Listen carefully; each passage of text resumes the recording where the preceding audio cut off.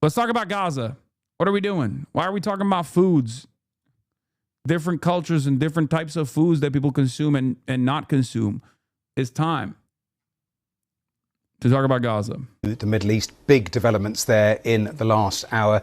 Israel has carried out what it says are intense strikes on Hamas in response to what it claims are repeated violations of the Gaza ceasefire plan and what they say was a deliberate deception plot over the remains of a deceased hostage handed over yesterday. Hamas has now said it will postpone a planned handover of another deceased hostage body because of those Israeli strikes.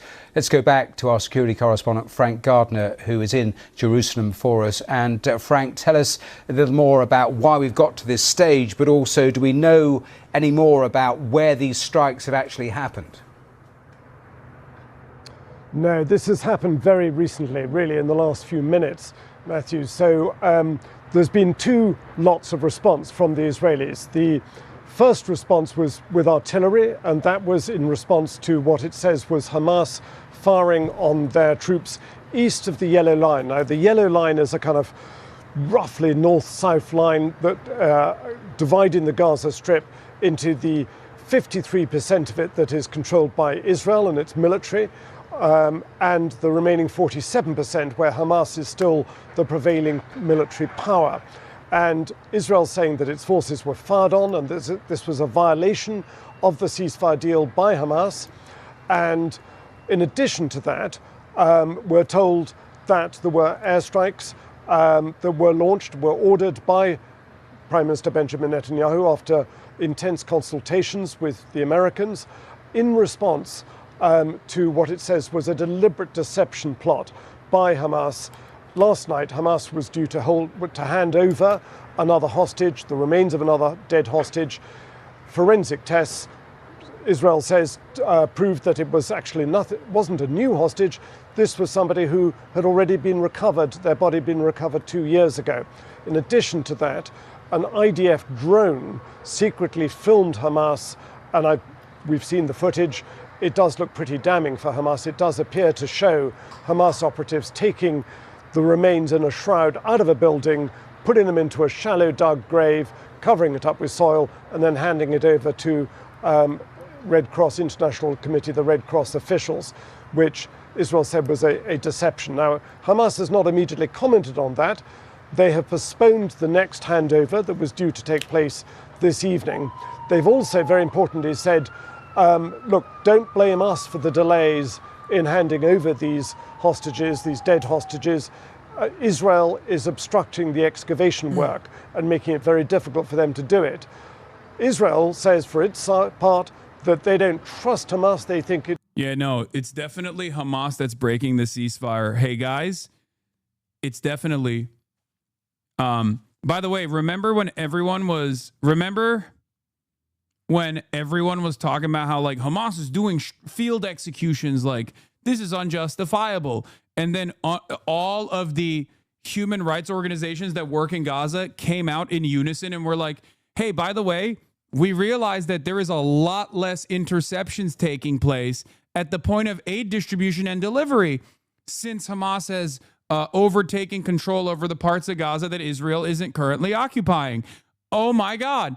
How interesting how that works. It almost fucking feels like the Israel-backed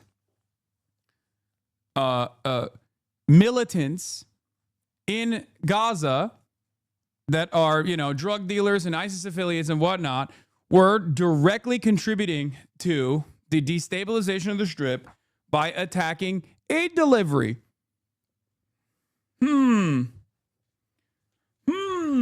Interesting how that works.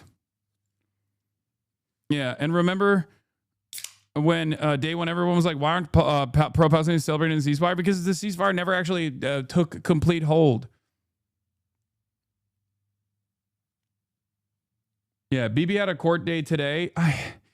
I don't want to lean too much into the whole, like, Benjamin Netanyahu is using the plight of Palestinians and like hitting the let's kill more Palestinians button over and over again in a way to avoid his own legal battles, because I feel like his own legal battles are somewhat inconsequential in the grand scheme of things. But the timing of it is always suspicious. I heard you were quitting. Where is this coming from? Who said I was quitting?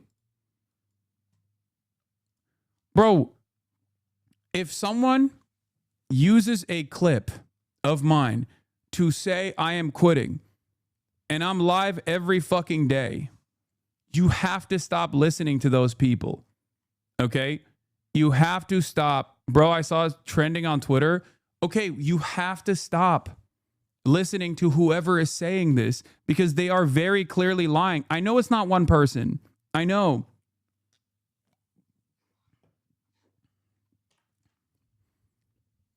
That's why I came here, my guy. No, that's what I mean. It's not just about coming here and seeing for yourself, which I do respect. Okay, thank you for doing that.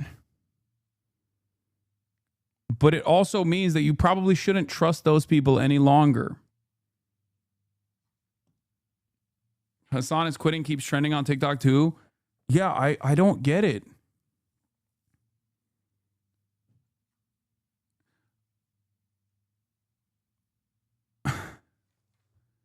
I guess at this point, it's just like, it doesn't fucking matter what I do. People just like have decided.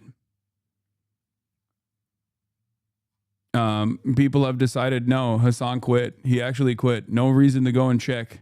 No reason to go and check and see if that's the case or not. You know? Fuck it. Like, people just straight up live in an alternative reality at this point on the internet. And I think that's where we're at. That's just where we're at now. There's nothing you can do about it. It's deliberately dragging this process out for as long as possible to toy with the emotions of the families. And other analysts in this region have said to me, well, actually, Hamas may well be kind of playing for time here because they worry that when the International Stabilization Force comes into Gaza and Hamas is obliged to hand over its weapons, it wants to be in as strong a position as possible so it doesn't basically get overrun by some of the armed clans that exist in Gaza. Highly complicated situation. Frank, in terms of the American position, are you clear about that? Because since the ceasefire plan was signed up to, they have actually at different points said that and have acknowledged that actually it will be difficult in part for Hamas to retrieve the bodies because of the rubble and all the rest of it.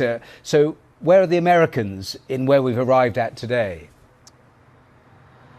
Well, up until 24 hours ago, I would say that the bulk of the US pressure has been on Israel, primarily a restraining hand. If you remember, about 10 days ago, a couple of Sundays. Once again, this framing is so crazy. Obviously, BBC is just like unlimited dick riding for Israel as always. But the framework is always so crazy because like they make it seem as though like Israel is an unstoppable force, like a hurricane or a volcano or something. And it's like, oh, well, there's a lot of restraint coming from the Trump side against Israel. And it's like, okay, well, doesn't that beg the question that Israel is the one who has been serially violating the fucking ceasefire? What are we talking about, man? What the hell? Ago, there was a big outbreak of violence. Over 40 Palestinians were killed, 2 Israeli soldiers were killed, and the ceasefire was looking pretty rocky. The Americans came in, got on the phone, had their meetings with the Israelis and said, do not resume the war in Gaza. Now, the Israelis are saying to the Americans, look, we've been patient. You've asked us to be patient. We have been, but Hamas are playing games with us. What do you expect us to do? So I think we have to assume that this response, this armed response by Israel, and we haven't been told yet we don't yet know what the casualties are on the Hamas side or indeed on the Gazan civilian side if there have been any. But we have to assume that those airstrikes and artillery strikes would have been done in consultation with the Americans. But most importantly, the Americans do not want to see this ceasefire plan blown off course. Yes. They will have said to Israel, you can do just so much, but no further. Don't overdo it because we want to move on to phase 2 and get Gaza back up and running. And of course, the last thing Gazans want is a resumption of the war. They've had 2 years of it. They don't want any more. Exactly on that point, finally, Frank, because we have talked before and talked about perhaps the Lebanese model that exists, which is that there is a... I tapped out of the stream and got timed out. Are we just dropping the topic about you quitting? What is this? This is the clip? Bro, this has Hassan's last statement before quitting social media forever. What?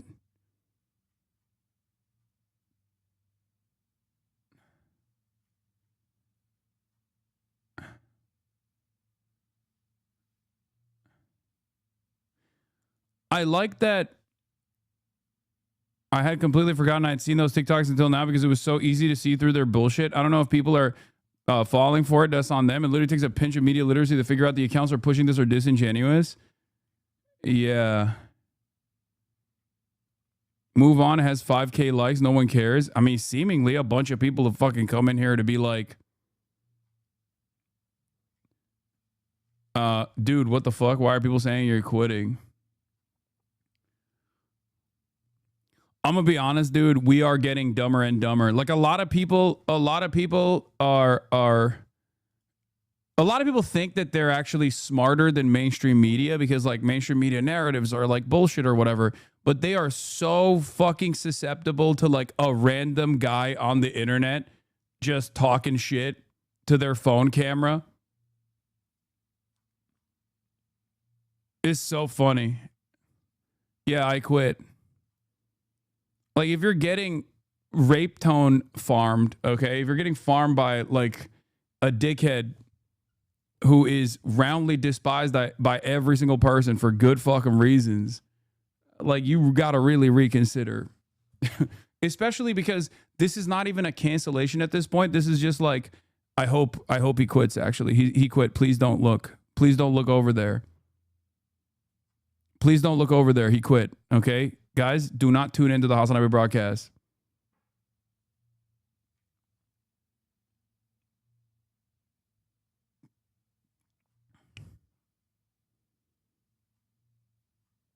It's so funny that an entire generation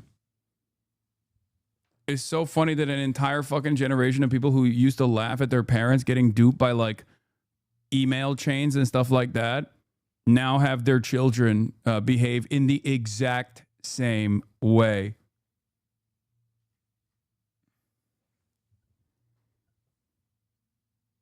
It shows how desperately they want you to believe you're going away. Clearly the smear campaigns are not working. I know.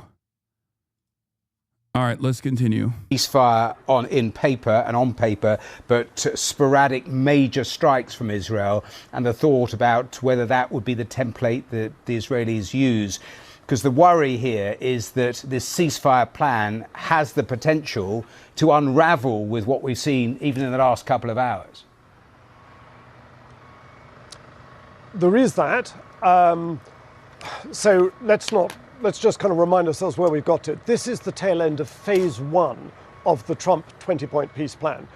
All 20 living Israeli hostages have been returned. That's a plus. Nobody can take that away. That is a major achievement, along with the release of over 1,700 Palestinian detainees that were taken from Gaza, plus around 200. Yeah, major achievement that was the Hamas framework since like October 10, 2023, by the way. Like, again, virtually all the parts of the Gaza phase 1 ceasefire plan was already what Hamas had said yes to, with the only exception of Israel not like removing its military from the entirety of the Gaza Strip. The only thing that they had considered a red line that they had to say yes to in the first phase was that Israel would maintain troops in like 50% of the Gaza Strip. Okay? That's the only thing that they said yes to that they hadn't said yes to prior. And obviously the scary aspect of this was that Israel was going to consistently violate the ceasefire and continue bombing and continuous genocide after getting all of the Israeli hostages. the Israeli captives.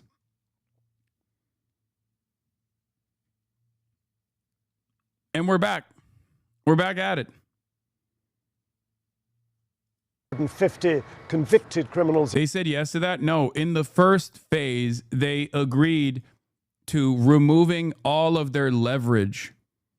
The only leverage the Palestinian Resistance Front has against Israel was the captives. And they said that their red line was a full withdrawal from the Strip. But it seems to me like there was a new calculation by the Palestinian resistance that the captives were no longer a point of leverage that they could use because Israel just didn't give a shit, and the rest of the world didn't give a shit either. And Israel would just seemingly consistently say, well, they have our hostages, so we can bomb all the Palestinians and keep putting pressure on the entire civilian population of Palestinians by continuing this genocide as a point of leverage. Just like aid distribution, which is a war crime, by the way, to the civilian population, a captive civilian population, was used as a point of leverage in the negotiation side for Israel. It's ridiculous.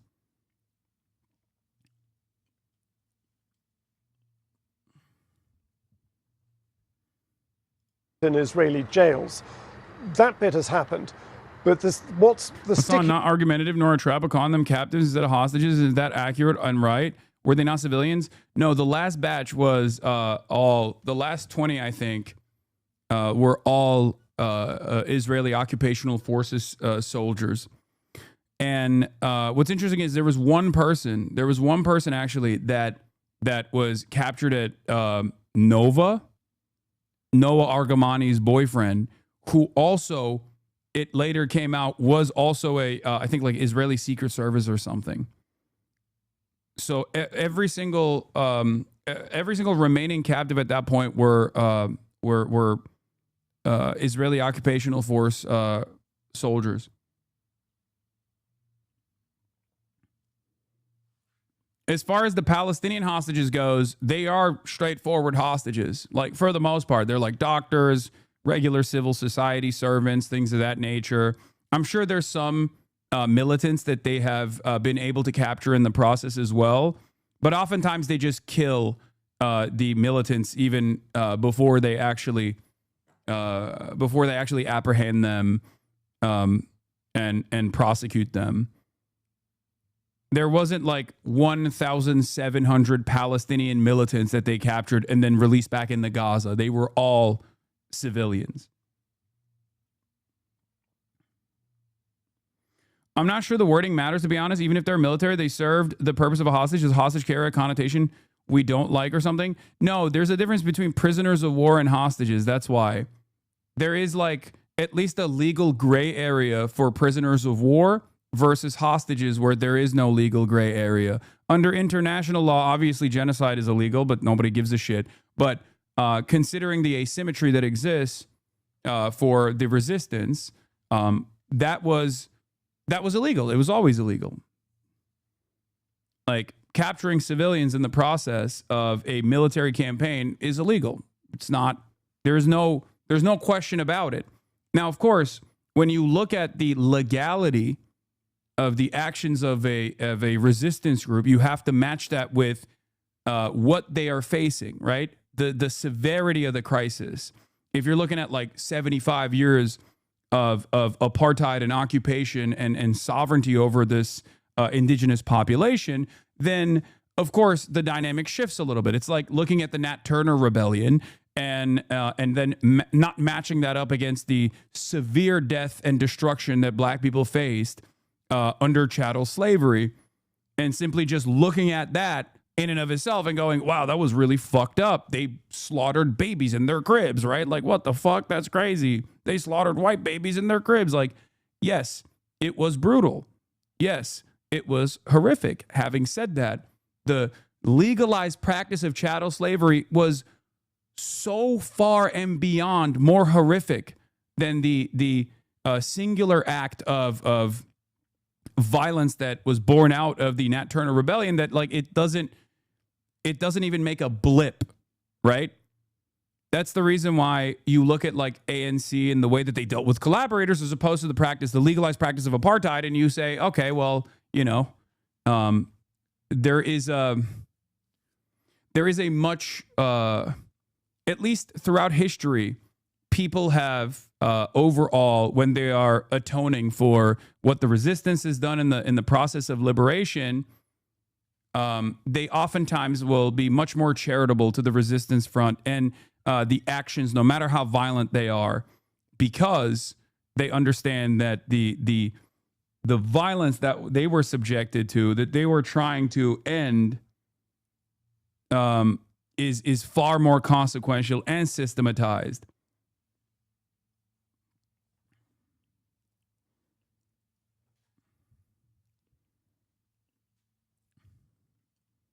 Point now is ongoing sporadic violence between Hamas and Israel. I know what a POW is. They didn't take them as POWs with the rules and regulations that POW status entails. I might be missing something, but I don't really understand why the term hostage is diminishing the Palestinian cause. Captive is also fine. Prisoner is fine, but why hostage bad, Jen? No, I'm explaining it to you. No, like kidnapped from a tank, okay? That's what I always think about. Like Nimrod Cohen was kidnapped from a tank, right? Now, no disrespect, because I think Nimrod Cohen's dad is like a pretty strong advocate for ending the occupation. But like the reality of the matter is you can't get kidnapped from a tank. You can't be a hostage if you were apprehended inside of a tank. Okay. You are literally a prisoner of war in that situation. Like that's, do you see what I mean? Like that's, words do matter in that regard. Like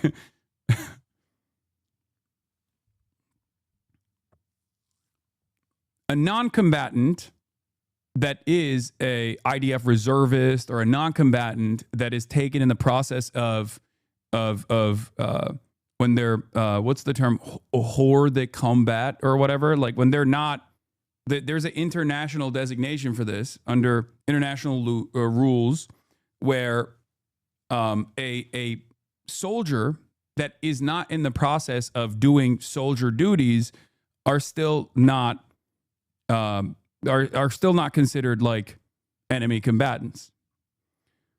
My point is, it just doesn't fucking matter when it comes to Israel anyway, right? Like we are trying to make sense of all of it within the framework of international law, but let's be real. International law is not worth the paper that is written on when it comes to whatever the fuck Israel wants to do.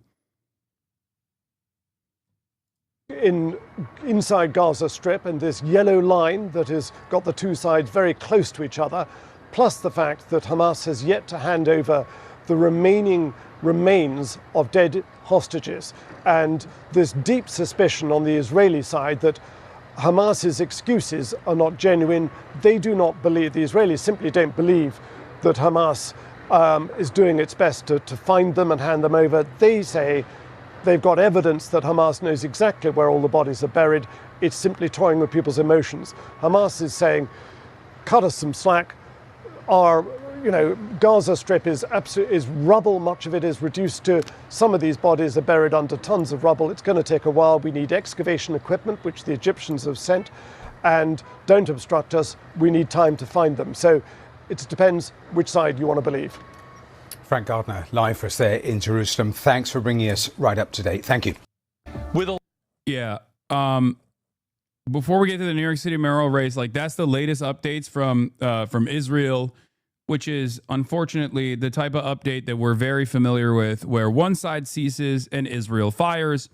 This is exactly what happened in Lebanon as well. This is exactly what happens all over the place because Israel gets to operate within the confines of American protection.